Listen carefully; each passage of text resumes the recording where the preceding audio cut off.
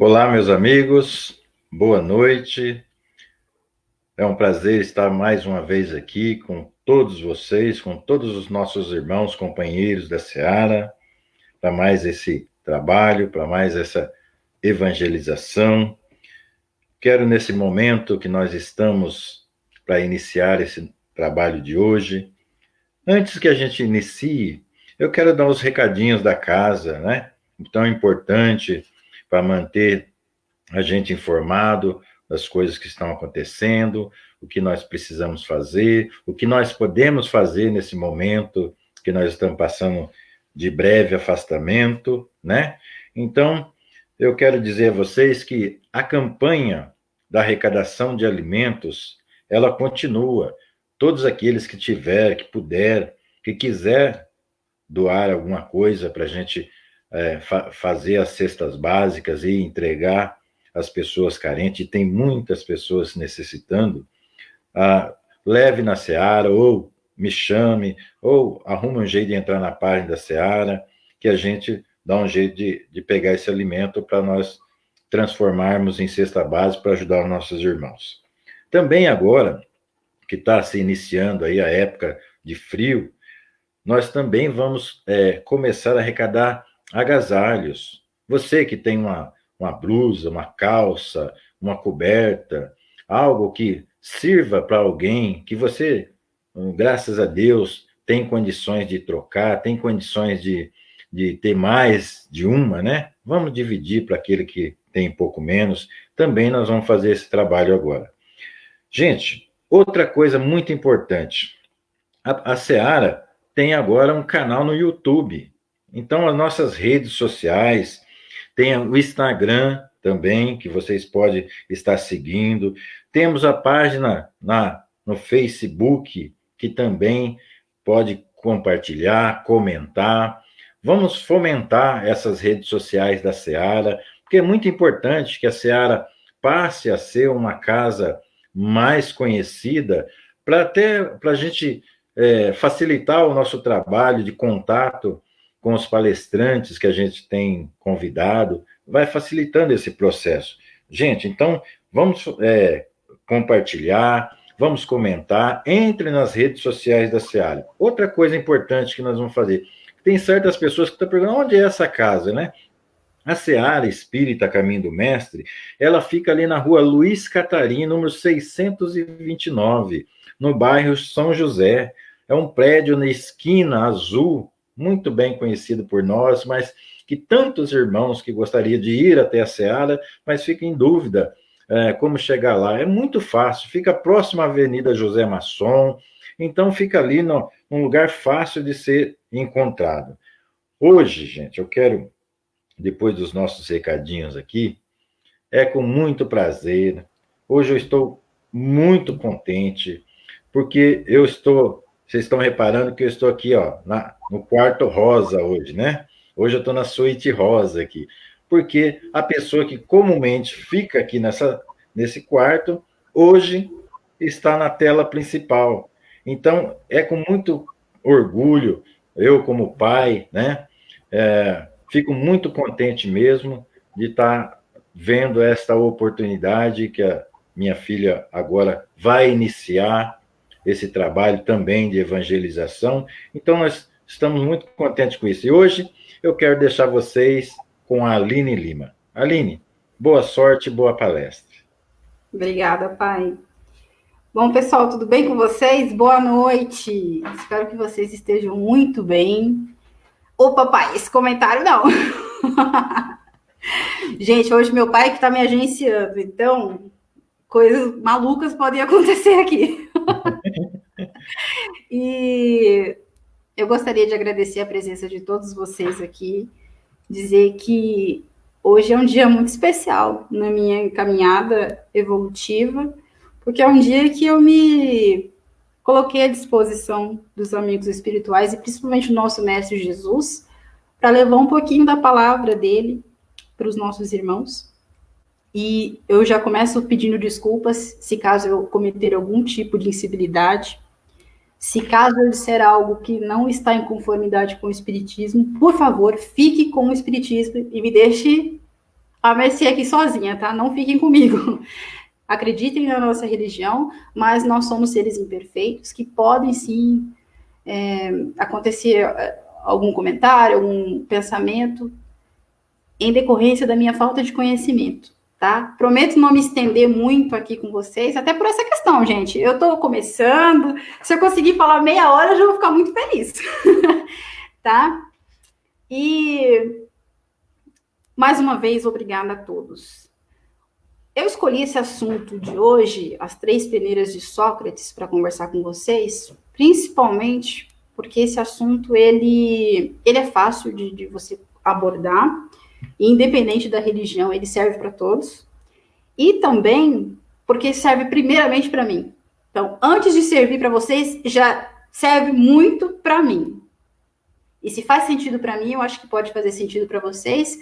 E é uma ótima oportunidade, de maneira mais fácil, da gente começar o nosso aprimoramento pessoal.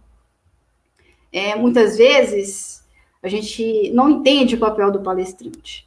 Veja bem, Jesus Cristo veio com aquela máxima das parábolas, do ensinamento do amor ao próximo, que nós até hoje não compreendemos muito bem. Allan Kardec veio, esmiuçou um pouquinho mais esse amor na codificação do espiritismo, e muitas vezes a gente ainda não compreende. Chico Xavier escreveu mais de 500 obras, esmiuçando ainda mais esse conhecimento, e às vezes passa por despercebido. E nós, pequeninos palestrantes, estamos aqui para abordar ainda mais facilmente esses assuntos, a fim de que a gente possa interiorizar e realmente exteriorizar nas melhores ações. Então, vamos lá, né, pessoal? Vou conversar com vocês aqui sobre as 3 peneiras de Sócrates. Sócrates, esse simpático senhor aqui que eu apresento a vocês, foi um filósofo ateniense do período clássico da Grécia Antiga, que viveu em 399 a.C. E, na Grécia Antiga, Sócrates tinha uma alta reputação e era muito estimado pelo seu conhecimento. Um dia, um conhecido do filósofo aproximou-se dele e disse: talvez o Sócrates estivesse aqui, né, naquele seu pensamento, da sua frase célebre, né? Quanto mais sei, menos sei. Mas aí esse amigo inoportuno chegou nele e falou assim: Sócrates, sabe o que eu acabei de ouvir acerca daquele amigo?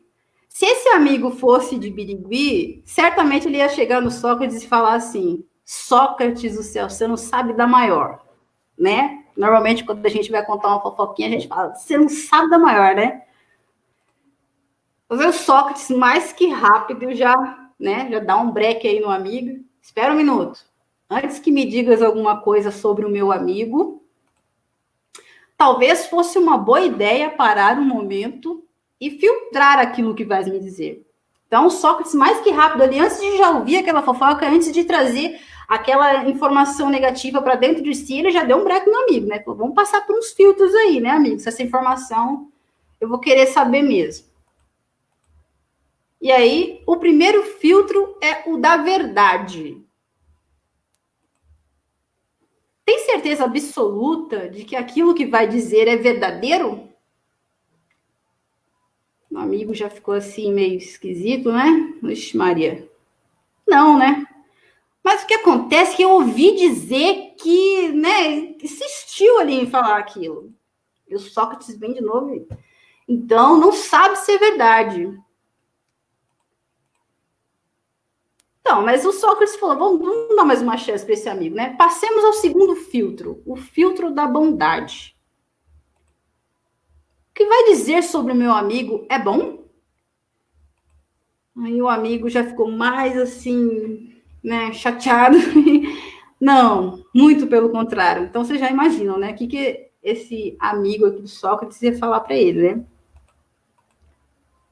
Sócrates, então, você quer dizer algo mal sobre ele e ainda por cima nem sabe se é verdadeiro ou não. Mas tá, né? Vamos lá. Pode ser que ainda passe o terceiro filtro. O último filtro é o da utilidade. O que vai dizer sobre o meu amigo será útil para mim? Eu vou ganhar alguma coisa em saber sobre essa informação? E o amigo, não, eu acho que não. Então, bem, se o que me dirás não é nem bom, nem útil, e muito menos verdadeiro, por que você vai me dizer isso? Quantas vezes, né, pessoal, nós somos acometidos desse tipo de situação? As pessoas chegam até nós para contar algo, ou nós vamos até as pessoas falar algo de outra pessoa, né, de uma terceira pessoa, e isso não é nem bom, nem útil, muito menos verdadeiro.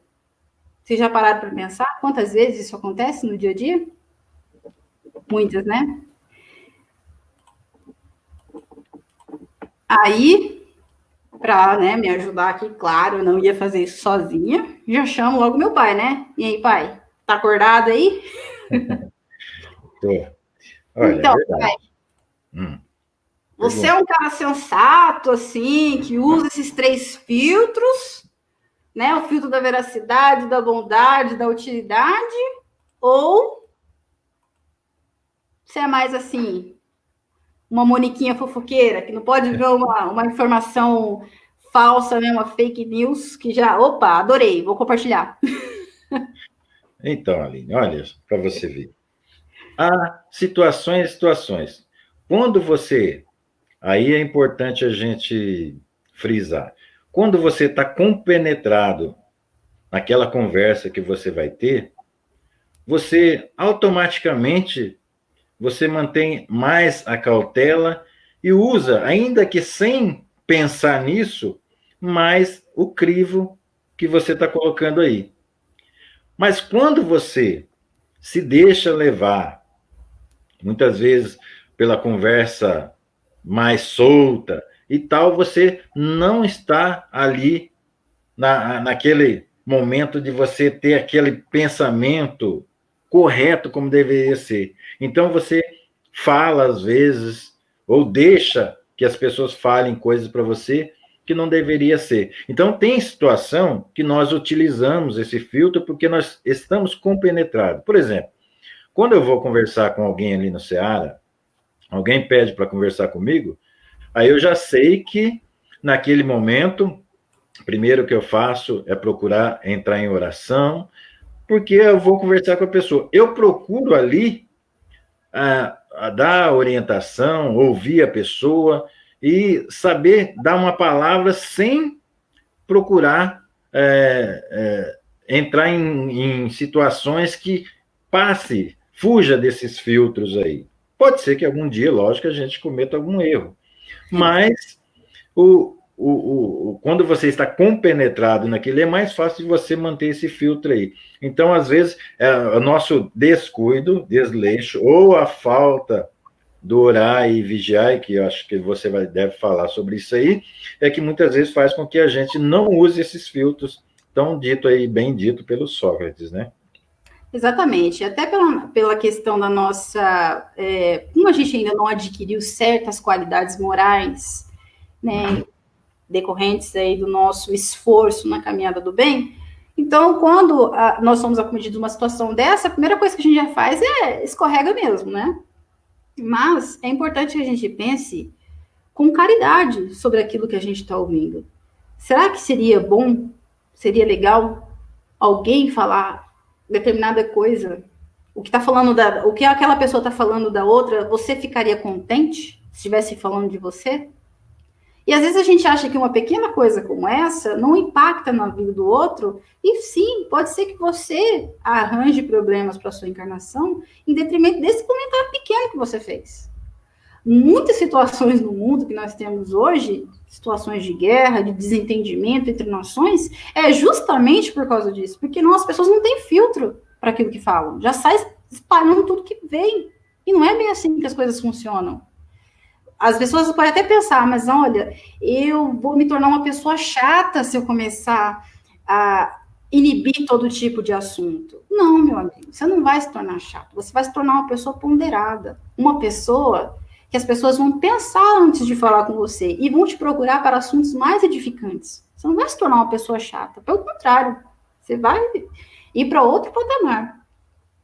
E aqui, olha, Se aplicássemos em nossas vidas a regra dos 3 crivos ou das 3 peneiras, como também é conhecida, sentiríamos efeitos benéficos imediatos. Imaginemos se essa recomendação se estendesse para os nossos pensamentos, palavras e ações. Imagina, meus irmãos, se antes de a gente falar, se antes de a gente fazer e antes de a gente pensar, né? Porque o pensamento vem antes até de todas essas outras coisas. A gente já pensasse assim, não, olha, mas isso que eu estou pensando em fazer com o meu irmão ou com a minha irmã é bom? Vai agregar alguma coisa para ela e para mim? É útil para mim e para ela? Vai ter um resultado positivo? Pode ter certeza que muitas coisas a gente não faria. Muitas coisas a gente não pensaria e muitas coisas a gente deixaria de falar.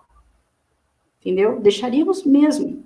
Porque a maior parte das coisas que a gente pensa nesse momento de transição que nós estamos passando são coisas negativas ainda. São maledicências. E aí a gente precisa se policiar sempre desse tipo de pensamento. E sempre se colocar no lugar do próximo. É bom para ele? Realmente faz sentido eu falar da vida desse irmão? Faz sentido? Sempre faço essa pergunta. Faz sentido? É bom?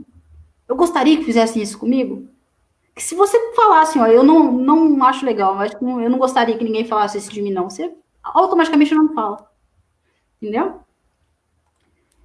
Deixa eu seguir aqui. Olha, eu quero dizer que esses slides eles foram extraídos das anotações espíritas ditados pelos espíritos diversos e psicografado por Divaldo Pereira Franco e organizado por Geraldo Campetti. Ó, o telefone tocando. Tá, acontece tudo aqui, viu? E organizado pela Federação Espírita. É bem provável que falaríamos menos, sabendo o exato momento de expressar e de calar diante das situações. E utilizaríamos com sabedoria os recursos dos sentidos corporais concedidos por Deus a seus filhos, de que temos 2 ouvidos e uma boca, exatamente para aprendermos mais a escutar e menos falar. Eu acredito que essa parte aqui, ela serve muito até para a nossa rede social. Vamos falar da rede social, porque é onde nós estamos agora, nosso centro espírita passou a ser virtual, então vamos falar daqui. Nós precisamos aplicar esses filtros até mesmo aqui nas redes sociais. O nosso falar é o nosso digital, nosso compartilhar. Muitas informações que nós compartilhamos, muitos comentários que nós temos, será que eles passam por esses crivos aqui? A partir de agora, né, vocês podem passar a se questionar mais sobre isso. E é por isso que eu digo, essa palestra ela serve mais para mim, porque a partir de agora eu tenho obrigação de pensar muito bem nisso que eu estou falando para vocês, né? Porque eu não posso mais escorregar nisso, né? Eu já tenho conhecimento, eu já serei cobrada por isso. Então, será que isso que eu compartilho é bom? Vai informar as pessoas? Vai trazer alento para o coração delas? Eu gostaria que aquilo que eu estou compartilhando fosse eu estivesse ali naquela foto? Se essa resposta for não, então não serve. Nós também temos que filtrar muito aquilo que vemos. O Facebook, hoje em dia, ele está muito aberto. Ele te dá todo tipo de informação. Inclusive, eu acho que em decorrência da pandemia, acho que o staff do Facebook está reduzido, e você está tendo acesso a vídeos assim que são horríveis, de violências, de abusos sexuais, são coisas horríveis que nós precisamos ponderar se a gente quer continuar vendo isso ou não, não é? E aí a gente faria aqui como a nossa querida Mafalda, falar menos, de vez em quando até deixa de ouvir determinadas coisas, e também deixa até de ver. Faz parte, ela até aprimorou aqui o filtro, né? Ela colocou o não ouvir e o não ver, que é uma ramificação aí das 3 peneiras de Sócrates. Essa regra da assertividade estende-se aos pensamentos que devem ser emitidos com qualidade, em obediência à diretriz evangélica da oração e vigilância, para não cairmos em tentação. Bom, as tentações são normais para nós que estamos aqui no mundo de provas e expiações. É bobagem pensar que nós não vamos ser testados em nenhum momento. Somos testados até mesmo para fortalecer a nossa alma, para que ela seja mais fortificada, para que a gente dê o exemplo real do evangelho. Mas ser testado não quer dizer que a gente tem que ficar caindo toda hora, né? A partir do momento que você adquire conhecimento e que você ora e vigia os seus pensamentos, é claro que você estará amparado de amigos espirituais que poderão te auxiliar melhor nisso. Porque quem procura acha. Quem bate será atendido.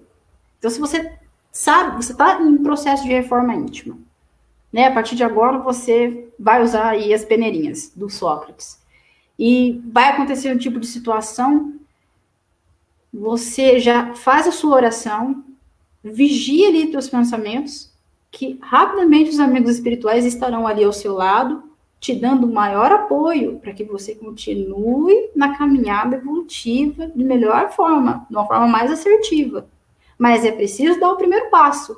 Agora, se você é submetido à situação e você descamba, esquece, né, que você é o espírita, que você tem que se educar o tempo todo, esquece, né? Você não está dando espaço para os amigos espirituais te ajudarem. Aí já não faz sentido, né? Vamos seguir aqui. Você quer falar alguma coisa? Isso. Olha, só dando uma pincelada aqui na questão, né, dos médios, mediunidade.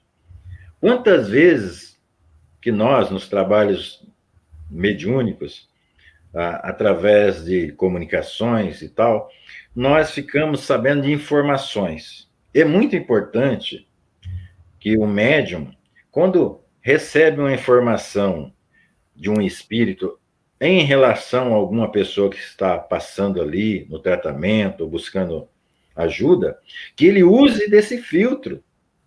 É muito importante isso aí. Por quê?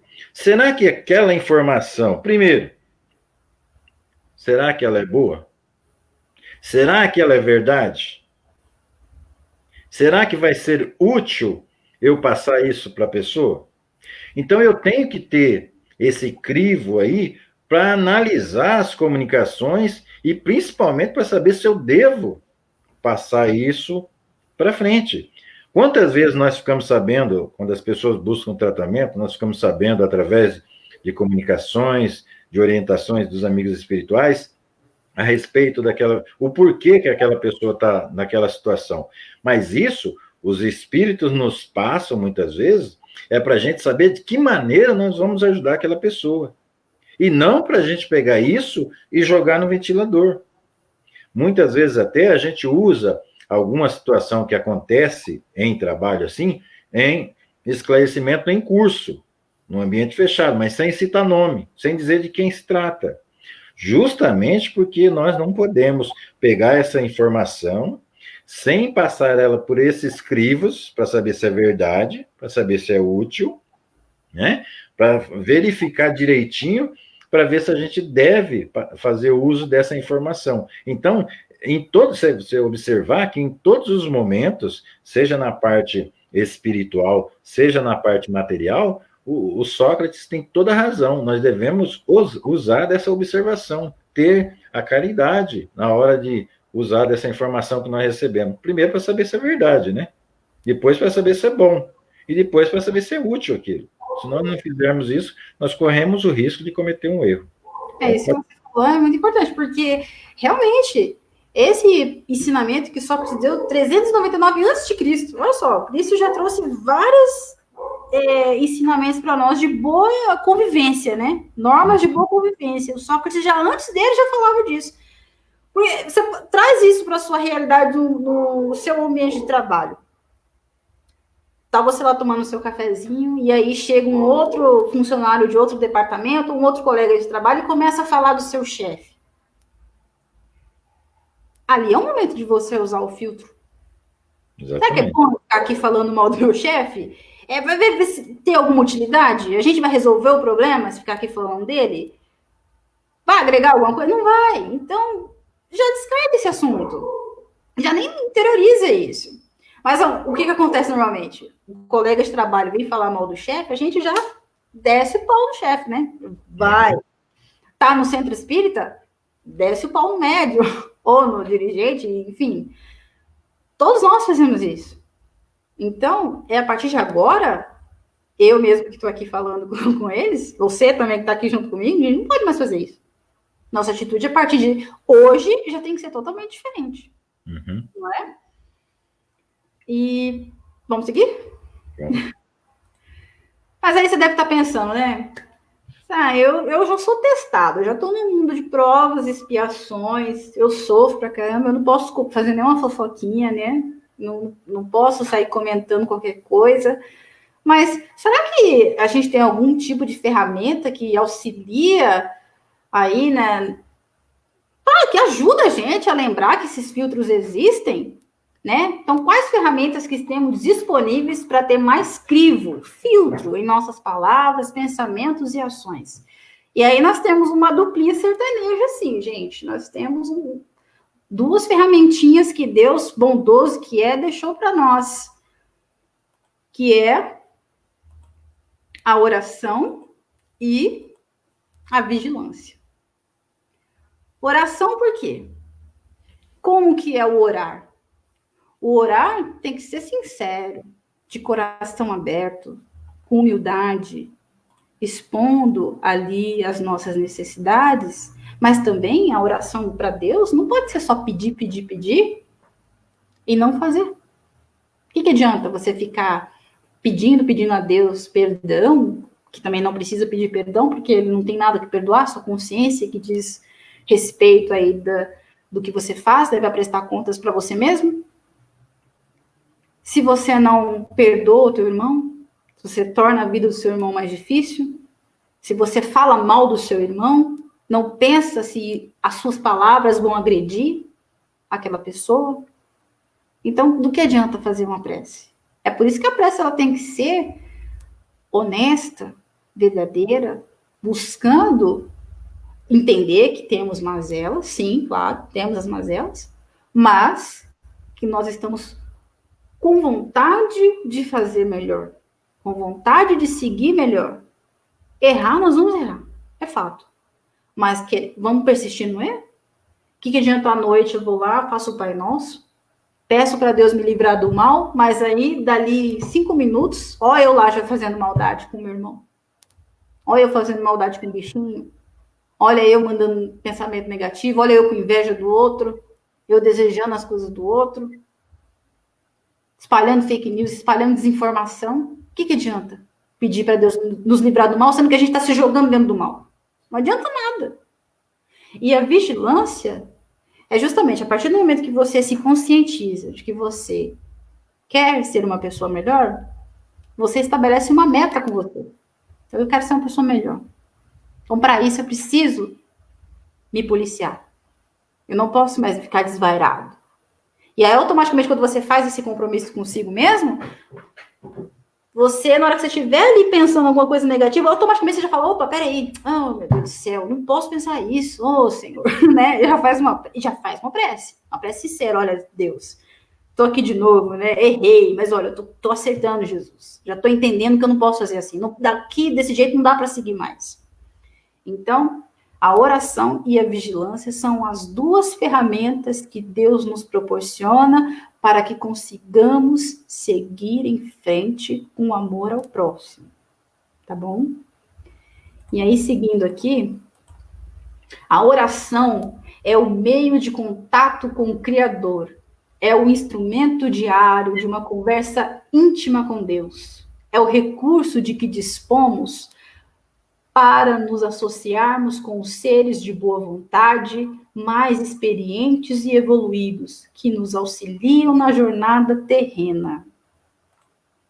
Então, conforme você fala com o Pai todo dia e a todo momento, você começa a trazer para o seu campo magnético, trazer para próximo de você amigos espirituais, o seu próprio amigo espiritual, né, que já te auxilia nessa caminhada, mas outros também que começam a se compadecer de você, e na hora que você está ali quase para cair numa tentação, eles vêm, não, Não, irmão, vamos seguir em frente, pensa positivo, sempre olha o outro lado dessa outra pessoa. Você é um irmão que merece, aquele irmão também merece compaixão. Eles vão começar a insuflar ali no seu ouvidinho, perispiritual, boas coisas. Você abre campo para esses amigos te ajudarem. Entendeu? É por isso que a oração é muito importante. E a partir do momento que você adquire esse hábito de falar com o Pai, você se conecta com essa energia maior, se conecta com Deus, que é a nossa imagem, nós somos a imagem e a semelhança dele, e essa conexão faz todo sentido na hora da oração. Você vai perceber que essas tentações passarão muito mais facilmente na sua vida, sem essa dificuldade que nós temos agora que a gente não se propôs a fazer a reforma íntima. Não é? Orai e vigiai. Sempre. Sempre.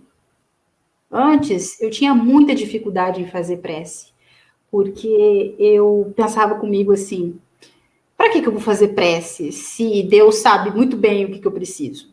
Né? Se ele sabe que eu estou precisando de ajuda aqui, para que eu vou pedir? Ele sabe disso. Muita arrogância, muita petulância da minha parte pensar isso. Ele sabe, sim, que eu preciso. Mas eu preciso muito mais dele do que ele de mim. Então, eu preciso me conectar com ele. Ele já está ligado em mim. Mas e eu? Como é que estou com ele? Então, assim somos nós. Diariamente precisamos ter esse hábito de falar com Deus, de falar com Jesus, de chamar para a nossa vida os amigos espirituais, para que eles façam parte da nossa vida, nos ajude, nos encaminhem. Sozinhos é muito difícil seguir essa trajetória, mas junto deles é muito mais fácil. E aí você não vai carregar sua cruz sozinho, né? Você vai ter alguém para partilhar com você. Quer falar alguma coisa, pai? Olha, é de suma importância. Todas as pessoas, todos os espíritos que estão encarnados aqui, têm que manter o hábito da oração e vigilância. Todos. Mas nós que estamos dentro da doutrina espírita, que recebemos uma ferramenta a mais, vamos dizer, para a gente entender esse mecanismo da vida, sabemos que justamente quando nós deixamos de fazer a oração, quando nós deixamos de vigiar os nossos pensamentos, é que mais facilmente nós nos tornamos alvos dos nossos irmãos que ainda falta entendimento. Por isso é importante a oração, manter essa conexão. É lógico, como você disse, nós estamos encarnados, somos ainda pequenos na nossa evolução, então no mesmo momento que você está bem, daqui a pouco acontece uma coisa qualquer, um chamamento qualquer que já te tira daquela situação vibratória, mas nós devemos manter a questão da vigilância. Olha, por que isso aconteceu? Por que eu tenho que sair do equilíbrio só porque ocorreu esse ou aquele fato? E aí, quando nós deixamos de cuidar dessa questão da oração, de manter esse pensamento, oração, quando nós falamos em oração, parece que é uma oração linda, né? Que, como o Divaldo, como essas pessoas fazem, né? Dá a impressão, não, a oração é você conversar com Deus, da sua forma, da maneira mais simples. Ô, Pai, errei de novo, me dê força, Pai, para que eu possa me reerguer. É da maneira simples, conversar com o Pai. Aí você automaticamente começa, a partir do momento que você fez a oração, que você pediu alguma coisa, você já começa a vigiar seus pensamentos para ver se alcança aquele objetivo. Isso vai criando dificuldades para os nossos irmãos que têm ainda um pouco de entendimento, que querem chegar até nós para nos desestabilizar. Então, é super importante que a gente crie um hábito da oração e da vigilância dos nossos pensamentos. Sei que não é fácil, porque o nosso pensamento é uma coisa instantânea. Por que isso é instantâneo? Nós olhamos uma determinada situação, já fazemos uma avaliação, um julgamento, qualquer coisa assim. Por quê? Nós somos espíritos ainda que estamos na nossa caminhada evolutiva. Então, dentro da nossa bagagem espiritual, nós ainda carregamos muito mais situações negativas do que positivas. Então, é mais fácil nós acessarmos situação negativa do que as positivas. Mas quando você se propõe, como você disse aí, ó, a partir de agora eu vou criar uma nova maneira de enxergar, de ver a vida, de me conduzir nessa vida. Você já está vigiando. E aí, com o processo da oração, certamente você vai criar mecanismos, meios para que o seu protetor, outros amigos de luz que querem que essa humanidade evolua, se aproxime mais. Então, nesses momentos que você tende a dar essa escorregada, sempre vai ter aquele amiguinho que vai soprar, olha, você já cometeu esse erro. Aí você, ó, não é mesmo? E muda seu pensamento. Então, a vigilância e a oração é boa. Lógico, lembrando sempre que os nossos irmãos espirituais não podem fazer por nós o que compete a nós. Então, nós temos que fazer a nossa parte. Então, orar e vigiar sempre. O que eles vão fazer é aquilo que eu disse. Você está ali no momento de tentação, eles vão tentar ao máximo insuflar na sua cabeça, olha, exatamente, paciência, ponderação, crivo, né? Oração. Agora, se você vai ouvir ou não, depende muito dessa afinação que você está. Se você está com o hábito da oração sempre, então é muito mais fácil você receber essas intuições. Agora, se você se negou a isso, é impossível. Não tem como, né? Eles vão tentar, coitados, vão fazer a parte deles. Mas nós é que temos que dar espaço para isso. Exatamente. E aqui, a vigilância é o mecanismo de constante atenção quanto ao comportamento cotidiano. É preciso que cuidemos de nossos conteúdos íntimos traduzidos em pensamentos, sentimentos e ações. Então, da mesma forma como a gente cuida do que o nosso filho, né? Quem tem filhos aí, eu observo muito bem. E quando meu pai também controlava o que eu via, né? Meu pai e minha mãe, eles cuidavam bastante daquilo que eu ia ver. Eles não deixavam eu ficar vendo qualquer coisa na televisão. Assim, eu acredito que vocês também fazem. É isso que nós temos que fazer dentro. Nós também temos que controlar aquilo que a gente pensa. E principalmente o que a gente fala. Que isso leva às nossas atitudes. Não é? Porque antes da palavra e da ação, ela foi pensamento. Então, você já materializou na tua mente aquilo que você quer falar. E aí você transforma isso em ação. Então, pensar ainda no nosso grau de evolução é uma coisa que vem muito rápida, mas a gente pode controlar, assim, ainda que muito dificilmente, as nossas palavras e as nossas ações. E é aquilo que eu sempre digo, a partir do momento que você começa com o compromisso de que eu quero ser uma pessoa melhor hoje, eu vou começar a minha reforma íntima. Quando a gente fala de reforma íntima, as pessoas já... Eu cito uma casa. Toda vez que eu vou falar de reforma íntima, eu lembro de casa. Eu lembro de reforma de casa. Porque quando você olha uma casa muito velha, você já pensa assim, meu Deus, quanto é que vai ficar para eu arrumar essa casa? Se eu for arrumar tudo de uma vez, vai ficar 100 mil reais. Muito difícil. Você já vai jogando para frente. Não vou arrumar isso aí não, deixa quieto, né? Mas se você pensar assim, olha, esse mês eu vou arrumar o banheiro. Eu vou deixar esse banheiro aqui um brinco. Você já vai conseguir imaginar isso melhor. Você já vai falar, olha, o banheiro vai talvez aí fique uns 500 reais. Acho que isso está no meu orçamento. Aí no próximo mês você fala, agora eu vou arrumar o quarto. E aí eu vou arrumar a cozinha. Vou arrumar o outro cômodo. Quando pensou que não, você consertou a casa toda. Assim somos nós com a reforma íntima. Quando a gente pensa na infinidade de defeitos que nós temos, a gente fala, meu Deus, nessa encarnação não vai rolar, não. Deixa, não tem como. Como é que eu vou consertar egoísmo, que eu já trago isso desde quando eu era um animal? Como é que eu vou consertar o meu orgulho, a minha vaidade, a minha inveja, o meu ciúme? Olha, eu que sou ciumenta, então, eu não consigo resolver isso nessa encarnação, não. Difícil. Mas, esse pequeno ensinamento aqui do Sócrates, das palavras, que você mede aquilo que você vai falar para o seu irmão, já é uma reforma íntima. E isso não está muito difícil de você fazer. Não está muito distante de mim, do meu pai, da minha mãe, da minha irmã, dos meus vizinhos, de vocês que estão aqui assistindo agora. Não é difícil. É muito palpável até. Controlar aquilo que a gente fala. Quantas vezes a gente fala... Eu já entrei em tanto tipo de situação esquisita, justamente por ter tido a boca grande, que, olha, se eu tivesse entendido essa máxima aqui do Sócrates, eu teria muito mais sucesso na minha vida, porque eu já escorreguei feio, muito feio mesmo. A gente não pode sair falando tudo que pensa. Isso não é sinceridade. Isso é falta de educação. E eu demorei muito para entender isso, que era falta de educação. Eu achava que eu era sincera, que eu era o máximo, quando eu falava tudo que eu bem entendia. Ah, não, né?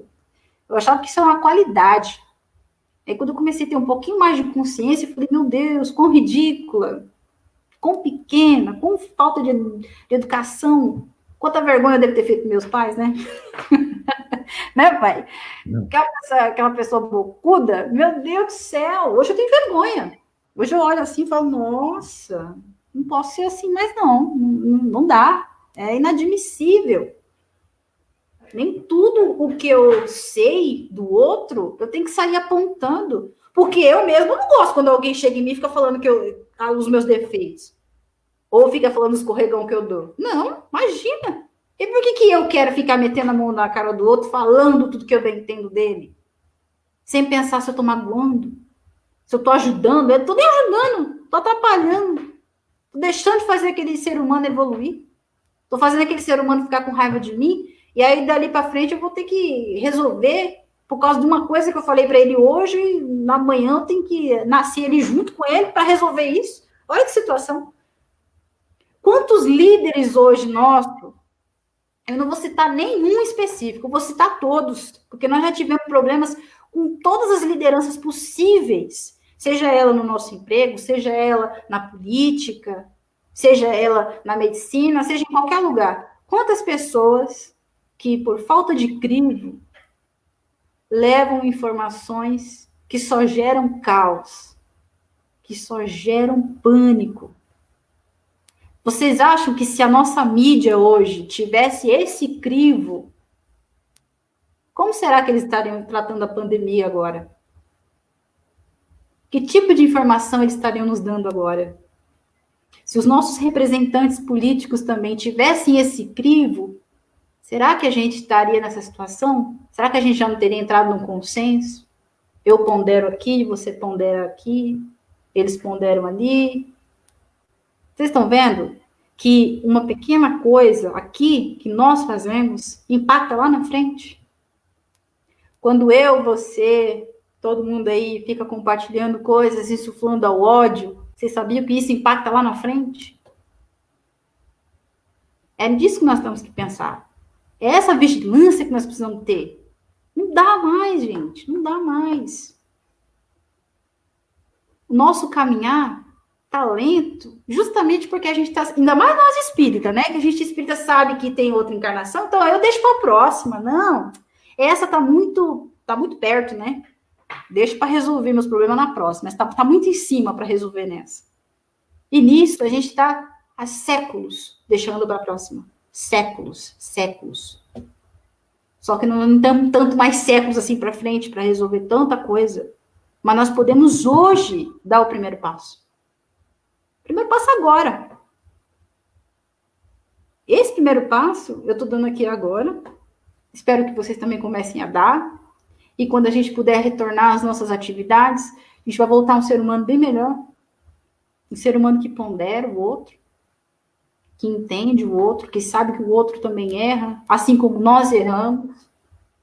Porque se pensa bem, eu erro, você também erra. Então, ao invés de eu ficar te apontando os seus erros e você apontando os meus, eu pondero. Tamo junto, né? A gente faz coisa errada mesmo. Fazemos juntos. Mas eu posso te ajudar e você também. Esse deve ser o nosso papel cristão. Dar a mão para o outro. É isso que tem que ser feito. Vou colocar mais um slide aqui, né? Que eu falei que eu só ia falar meia hora, e eu olhei aqui, já deu 43 minutos. Eu não sei de onde surgiu tanto assunto, mas vamos lá. Vigiai e orai. para que não entreis em tentação, pois o espírito está pronto, mas a carne é fraca. Marcos, capítulo 14, versículo 38. Quando a gente escuta isso aqui, né, que a gente pensa, bom, né, a carne é fraca, então dane-se, né, eu cometi esse errinho aqui justamente porque a carne é fraca, então não tem culpa de nada, né, tô isentaço, né, mas não é bem assim, pessoal.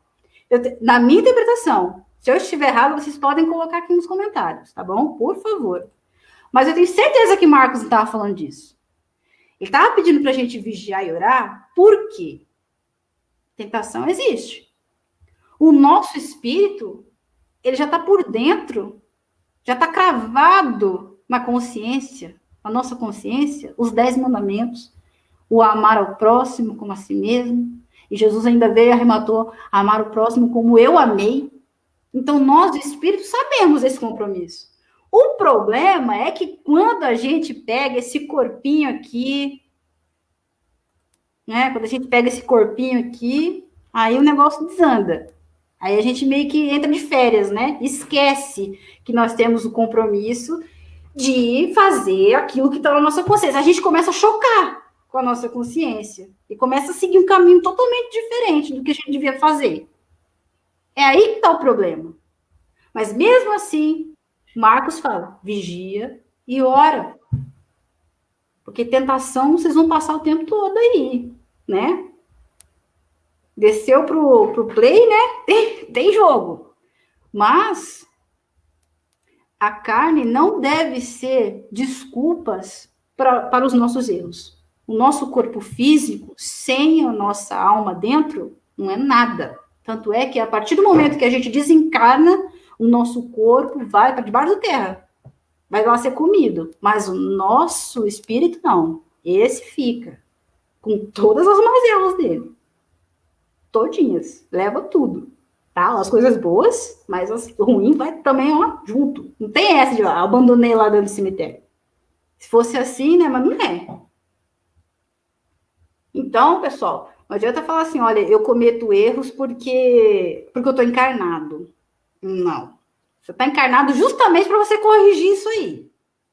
É a oportunidade que Deus está te dando hoje de você se tornar um novo homem e uma nova mulher.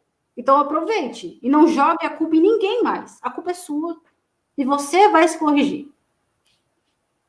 Você vai se corrigir, independente de qualquer outra coisa. E não ficar esperando o outro, porque também tem essa, né? Eu vou esperar fazer a reforma íntima quando o meu namorado começar a fazer reforma íntima. Aí meu namorado, atual namorado, ele não é nem espírita, ele nem sabe o que é reforma íntima. Eu até converso com ele sobre, mas ele não é espírita. Então, se eu for ficar esperando o meu namorado fazer reforma íntima para eu ser uma pessoa melhor, olha só, essa encarnação também não vai rolar. E é sempre assim, a gente está sempre esperando o outro fazer, o outro, e nunca demos o primeiro passo. O primeiro passo tem que ser nosso. Aí a gente faz, já serve de exemplo para o outro também já fala, nossa, aquela pessoa ali era assim, assim, assada, e agora ela está ficando melhor. Nossa, o que será que ela está fazendo? Eu acho que eu quero fazer também, né? Ela está com uma vida melhor, então eu vou fazer também. Então a gente não pode esperar mais ninguém, isso tem que partir da gente.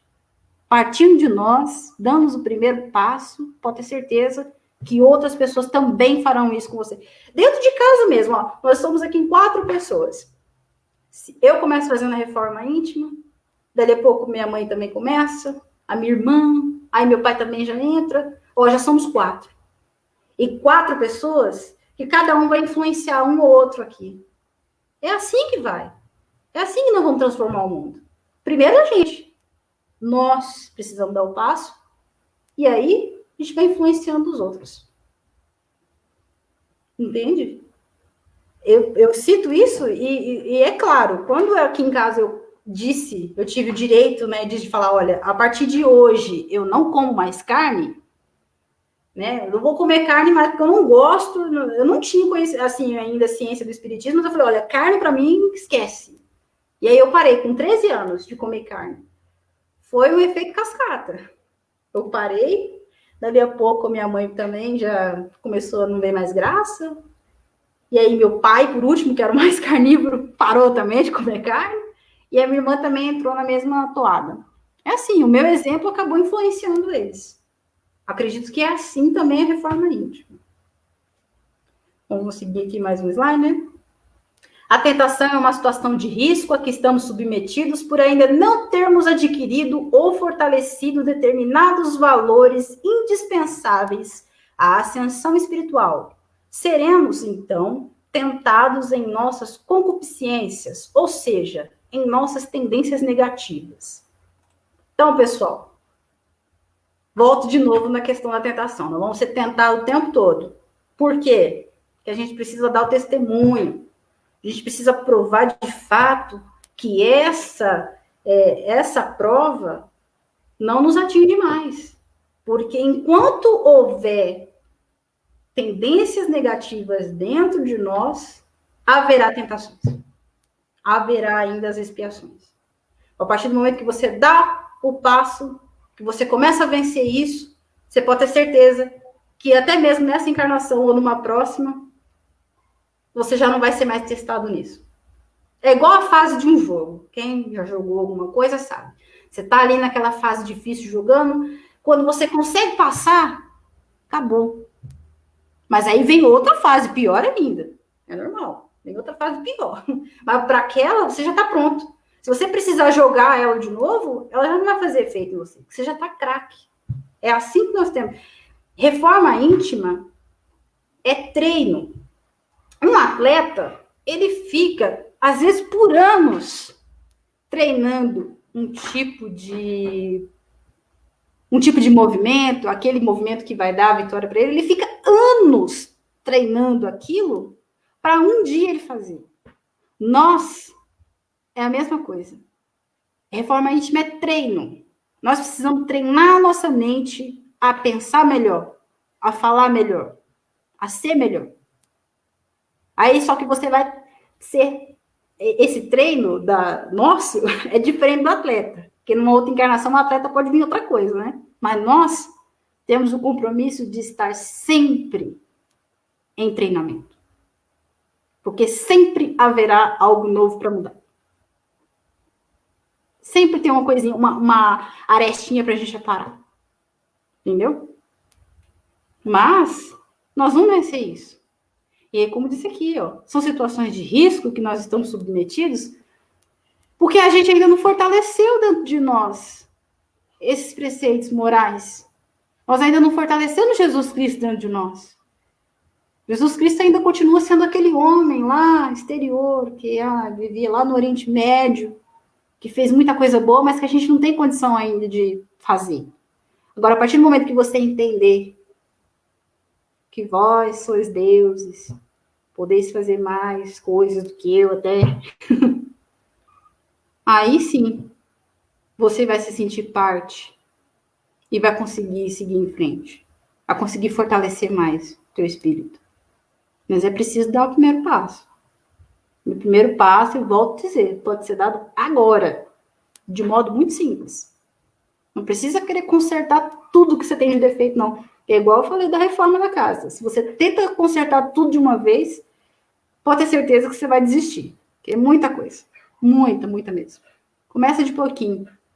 Ó, hoje eu quero consertar a minha gula, né? Meu pai que citou isso hoje. Eu sou um pouquinho guloso, né? Eu não posso tomar comida. Ó, agora, essa encarnação, eu vou começar a ponderar a minha alimentação. Porque, às vezes, o que está sobrando para mim está faltando para o outro. E, às vezes, o que está sobrando muito em mim vai fazer mal para mim mesmo. Pessoa que não, você já conseguiu ponderar isso. Mas, não, Aline, eu sou muito ciumenta, eu não posso ver ninguém pegando as minhas coisas, ou junto com as pessoas que eu gosto, que eu fico me mordendo de ciúmes. Então, eu vou me corrigir nisso. Vou começar a ser uma pessoa mais desapegada. Aí, você conserta isso. Numa outra encarnação, você conserta outra coisa. E assim vai. Toda encarnação consertando um pouquinho, quando pensar que não, você já resolveu em pouco tempo tudo aquilo que você achava que ia demorar séculos para fazer. Ou que era impossível. A gente precisa tirar isso da nossa mente, que é impossível. É muito possível. É palpável, é totalmente real. Você pode fazer. Qualquer um de nós. Vou seguir o próximo slide aqui, né? Que já está estourando o tempo. Qual o papel do espírita diante da tentação? Será que nós temos papel diante da tentação? É claro que nós temos, né? Allan Kardec sabiamente registrou em O Evangelho segundo o Espiritismo, no capítulo 17, que fala sobre os bons espíritas, a seguinte máxima: o verdadeiro espírita é reconhecido pela sua transformação moral, pelos esforços que emprega em domar as suas más inclinações. Ou seja, meu amigo espírita que nesse momento me ouve, nós temos que nos corrigir. Ponto. E você é espírita. Outra realidade. Mas se você não faz esforço algum para modificar as suas más tendências, então você não é um espírita. Você, no máximo, é um simpatizante da religião. E Kardec foi taxativo. Vocês viram ali, ele foi claro nessa primeira frase. O verdadeiro espírita é reconhecido pela sua transformação moral, pelos esforços que emprega em domar as suas más inclinações. Porque você está assim num ambiente e você fala, não, aquele ele é espírita. Por que você reconhece que ele é espírita? Porque ele se comporta de maneira diferente. Ele é diferente. Porque ele sabe disso aqui. Que para ele ser um bom espírito de verdade, para ele dar o testemunho, ele precisa ser melhor. Se você se comporta como um qualquer, que não tem conhecimento algum de causa e efeito, de amor ao próximo, de nada, que espiritismo é esse? Que imagem que a gente está passando para as outras pessoas? E eu me preocupo hoje comigo. Que papel, que imagem que eu estava passando para as outras pessoas antes de conhecer isso aqui? Antes de começar a fazer minha reforma íntima. A pessoa devia olhar e falar, meu Deus do céu, mas esse espiritismo é bom e essa menina é desse jeito? Deus que me livre, né? Quero ser espírita, não. Ela se comporta aí como outro qualquer. E às vezes nós vemos espíritas com comportamento pior do que outros irmãos nossos de outras religiões. Isso é muito grave. E nós sabemos disso, sabemos que precisamos melhorar. Sabemos da transição planetária, sabemos que essa transição não vai acontecer à toa, simplesmente vai chegar a transição aqui e pronto, nós vamos viver num mundo onde a gente pode passar a mão no leão, né? Como se fosse um folhetim que a gente vê. Eu sempre lembro, né? A gente não vai viver naquele mundo que os testemunhos de Jeová às vezes gostam de falar, né? Aquele mundo onde a gente vai poder passar a mão nos bichos, tudo será perfeito, tudo será limpo, sendo que nós não fazemos isso agora. Como que a gente está planejando esse mundo de transição, de regeneração, sendo que nós não fazemos a nossa parte? Claro, se a gente continuar dessa forma, o mundo de regeneração vai chegar para aqueles que estão fazendo. Infelizmente, nós que não estamos fazendo nada, e aí? Já sabe, né, o caminho. Pegue seu banquinho e saia de mansinho para outro planeta. Vai lá aprender num planeta um pouquinho mais complicado que você precisa se melhorar. Vai lá ensinar os outros irmãos. Não que isso não seja mérito. Eu acredito que se eu tivesse na condição de ir para outro planeta ajudar outros irmãos, nossa, seria uma dádiva para mim. Mas se eu continuar sem fazer reforma íntima, eu não vou lá para ajudar. Eu vou lá para viver lá mesmo. Para passar as dificuldades e ver que eu perdi um mundo de regeneração muito bom que eu poderia ter ajudado a planejar ele, ficar dentro dele. Mas não, eu não quis. Eu quis jogar para outra encarnação. E aí talvez seja a sua última encarnação aqui. Então teve que aproveitar. Aproveitar esse momento. E ser um bom espírita de verdade. Dar o exemplo. Não é ser melhor que o outro. Mas nós precisamos ter uma diferenciação. Isso é notório. É assim que nós vamos conseguir fazer com que os outros vejam o que é o espiritismo, entender essas máximas que nós tanto pregamos aqui, do amor ao próximo. Porque se a gente prega amor ao próximo, mas em contrapartida, quando a gente não está dentro do centro espírita, a gente está fazendo tudo o contrário, então as pessoas vão olhar e falar, não vejo lógica, não há. Isso vocês veem. Quando você vê uma pessoa que fala do amor e tudo mais, e aí você vê ele fazendo outra coisa contrária ali na rua, nós não deveria fazer isso, mas você não não choca? Olha, não bate aquilo que ela está falando com aquilo que ela faz? O bom espírito ele tem que se policiar disso. Ele tem que falar, fazer. Matar a cobra e mostrar o pau, né? Não pode ficar só na letra. Porque se fica na letra só, livro, quem sabe ler, lê, não é? Mas fazer que é o difícil. Que é aí que a gente prova o nosso valor. É nesse momento. Vamos lá, vamos seguir mais um slide aqui. Irmãos, é um embate diário a que nós, espíritos em mediana evolução, estamos sujeitos em decorrência das próprias necessidades de fortalecimento do bem e consequente evolução espiritual que nos alçarão aos estágios superiores da vida imortal. Então, amigos, é todo dia e para todo sempre. Todo dia será um novo dia para aprender algo mais, para se desafiar, para se corrigir, para auxiliar o próximo, ajudar na correção dele também, com muito amor. Todo dia, para sempre. Só que cada dia será um novo dia. Aquilo que você corrigiu, você não vai corrigir mais. Você vai corrigir novas coisas. Mas é diariamente. Porque normalmente a gente começa a fazer reforma íntima, e aí, primeiro dia vai bem, lá no terceiro dia acontece alguma coisa, alguém vai lá e pisa no teu pé, e você já quer xingar tudo, aí você fala, pronto, perdi, já era. Minha reforma íntima foi para as cucuia, né? E não é bem assim. Errar é normal, vai acontecer. É normal. Faz parte do processo. Mas precisamos continuar, precisamos ter força. Precisamos ir. Tem que ir. Independente se vai doer, se vai errar hoje, se você vai dar 5 passos e voltar 10, mas continua. Porque você pode ter certeza que aqueles 10 que você voltou, você já vai estar mais craque e vai passar muito mais rápido. Tá bom? Mas nunca tenham essa ilusão de que vocês vão se reformar pouquinho. E que é só um dia. Não, é todo dia. Todo dia vai ter que martelar nisso. Hoje eu vou consertar isso. Hoje eu vou ser melhor do que ontem. Entendeu? Amanhã eu vou ser muito melhor ainda. Sempre melhor. Sempre, sempre, sempre melhor. Tá bom? Vamos tentar mais um slide aqui. E para fortalecer a nossa questão da prece, eu vi essa publicação no Facebook e eu achei válida trazer para hoje aqui. O hábito de falar com Deus muda o nosso jeito de falar com as pessoas. Então, quando você conversa mais com Deus, é óbvio que você vai falar muito melhor com as pessoas. Porque não é possível que você fale tão bonitamente com Deus no momento e dali 5 minutos você está falando bobagem para as outras pessoas. Não, você vai começar a melhorar o teu diálogo, o teu vocabulário muda. Porque Deus começa a estar presente na sua vida.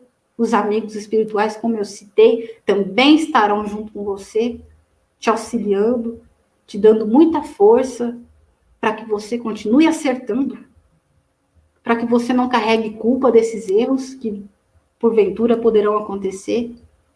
Então, pessoal, o hábito de falar com Deus muda, sim, o jeito que a gente fala com as pessoas.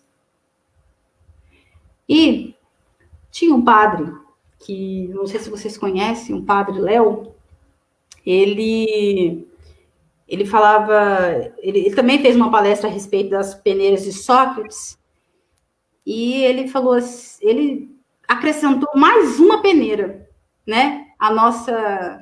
As nossas 3 estavam poucas para ele. E esse padre falou, olha, eu vou acrescentar mais uma para nós que somos cristãos. E eu acrescento elas hoje aqui também para vocês. Que é a peneira da misericórdia. Misericórdia. Vou até procurar aqui para vocês para falar. Misericórdia é o sentimento de dor e solidariedade com relação a alguém que sofre uma tragédia pessoal ou que caiu em desgraça. É dó, é ter compaixão, é ter piedade, é ter indulgência, clemência, perdão. Então, além de falar só o que é bom, só o que é útil e só o que é verdadeiro, nós também precisamos ponderar se tem misericórdia nisso. Porque Deus é misericordioso com nós. Ele sabe dos nossos erros e, mesmo assim, sempre nos trata com amor, com cordialidade, nos dá novas chances, nos oferece todas as bênçãos todos os dias, não nos desampara nunca. É assim que nós devemos ser também com os nossos irmãos. Mesmo sabendo que eles estão em erro, nós precisamos entender que eles também são filhos de Deus e nossos irmãos e merecem a nossa ajuda. Merecem a nossa ajuda porque quanto mais você ajuda, você também se ajuda. Porque se você olha com compaixão para o seu amigo, para o seu irmão em evolução, outro olhará para você também com misericórdia. E juntos nós vamos conseguir caminhar e fazer desse mundo de regeneração muito melhor. Nós vamos conseguir alcançar esse mundo de regeneração muito mais rápido. Nós espíritas temos esse papel de mostrar ao mundo como é que se faz. Gente, muito obrigada. Eu gostaria muito de agradecer. Eu estou até emocionada, porque eu não imaginei que eu fosse conseguir. Né, pai? Você está aí ouvindo, né? Eu não esperava conseguir falar mais de 30 minutos. Conseguimos, né? Não consegui sozinha, consegui aí com meu pai e com a ajuda do nosso Jesus, de Deus, que esteve conosco o tempo todo, e dos amigos espirituais. É muito bom poder dar esse passo, né? Aline, olha, eu, mais do que ninguém, tenho motivo para ficar contente. Você que, por várias vezes, já pensou em tirar sua vida, e nós, preocupados, trabalhando na sua consciência, eu, a sua mãe, falando para você da importância de você procurar estudar, entender mais o porquê das situações que ocorrem com a gente aqui, das provas, das expiações. E agora, ouvindo você falar esses ensinamentos, eu vejo que não foi em vão nossos esforços. Que você, Aline, continue firme. Haverá elogios, haverá críticas, mas nós não devemos nos importar com isso. O que nós devemos nos importar é levar os ensinamentos de Jesus. Não importa a forma que for, desde que seja com correção, com sentimento, é isso que vale. E Deus está sempre amparando, fortalecendo todos aqueles que buscam dessa maneira, sair das suas dificuldades. É isso que é fazer reforma íntima. É enfrentar os problemas, não fugir dos problemas. Então, todos nós que estamos aqui, temos dificuldades. Uma área, em outra, temos dificuldade. E graças a Deus que nós temos. É justamente isso que vai fazer com que a gente saia fortalecido.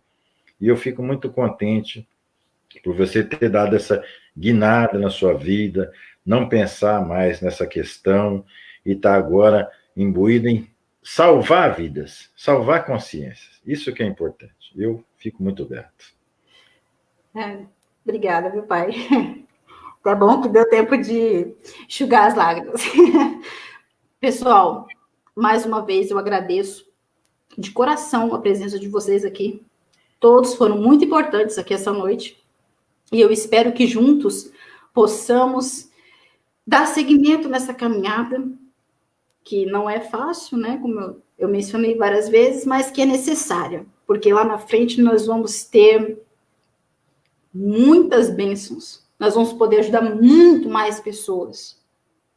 E aquilo que Chico fez, nós vamos poder fazer igual, já pensou? Quantos corações nós vamos poder levar alegria, levar esperança?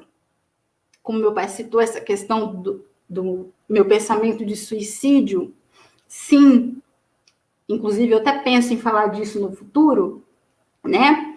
Porque é muito ruim você se sentir fora do mundo. E hoje, dentro do espiritismo, ajudando nas causas espíritas, eu me sinto muito mais integrada.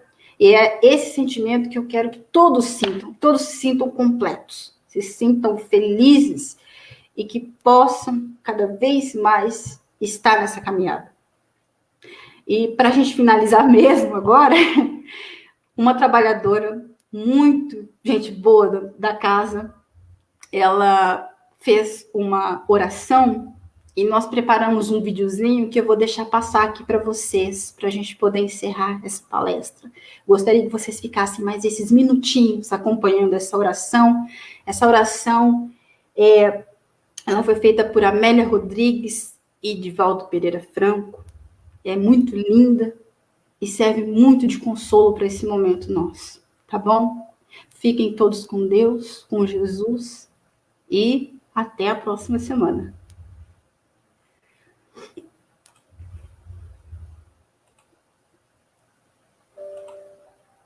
Senhor, muito obrigado pelo que me deste, pelo que me dás, pelo ar, pelo pão, pela paz.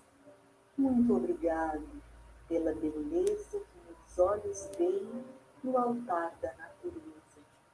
Olhos que contemplam o céu cor de anil e se detêm na terra verde, salpicada de flores em tonalidades mil. Pela minha faculdade de ver, pelos cegos eu quero interceder, por aqueles que vivem na escuridão e tropeçam na multidão.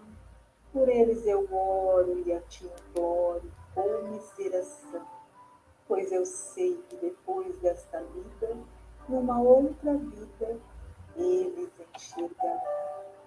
Senhor, muito obrigado pelos ouvidos meus, ouvidos que ouvem o tamborilar da chuva no terreiro, a melodia do vento nos ramos do salgueiro, a dor e as lágrimas que escorrem no rosto do mundo inteiro. Ouvidos que ouvem a música do povo, que desce do morro na praça cantar, a melodia dos imortais que a gente ouve uma vez e não se esquece nunca mais. Diante da minha capacidade de ouvir, pelos surdos eu quero pedir, pois eu sei que depois desta lei, no teu reino de amor, eles voltarão. Muito obrigado, Senhor, pela minha voz, mas também pela voz que canta, que ensina e sonha, pela voz que, como emoção, profere uma sentida oração, pela minha capacidade de falar, pelos mudos eu te quero curar, pois eu sei que depois desta dor, no teu reino de amor, eles também cantarão. Muito obrigado, Senhor, pelas minhas mãos, mas também pelas mãos que aram, que semeiam, que agasalham, mãos de caridade, de solidariedade, mãos que apertam mãos, mãos de poesias, de cirurgias, de sinfonias e psicografias, mãos que numa noite fria cuidam lá a louça numa pia, mãos que à beira de uma sepultura abraça alguém com ternura, um momento de amargura, mãos que no seio agasalham o filho de um corpo alheio, sem receio, meus pés que me levam a caminhar sem reclamar, porque eu vejo na terra amputados, deformados, aleijados, e eu posso bailar. Por eles eu oro e a ti imploro, porque eu sei que depois desta expiação, na outras, eles também bailarão. Por fim, Senhor, muito obrigado pelo meu lar, pois é tão maravilhoso ter um lar. Não importa se este lar é uma mansão, um ninho, uma casa no caminho, um bangalô, seja lá o que for. O importante é que dentro dele exista a presença da harmonia e do amor. O amor de mãe, de pai, de irmão, de uma companheira, de alguém que nos dê a mão. Nem que seja a presença de um cão, porque é tão doloroso viver em solidão. Mas, se eu ninguém tiver, nem um teto para me agasalhar, uma cama para eu me deitar, um ombro para eu chorar, ou alguém para desabafar, não reclamarei, não lastimarei, nem blasfemarei, porque eu tenho a ti. Então, muito obrigado, porque eu nasci, e pelo teu amor, teu sacrifício, tua paixão por nós. Muito obrigado, Senhor.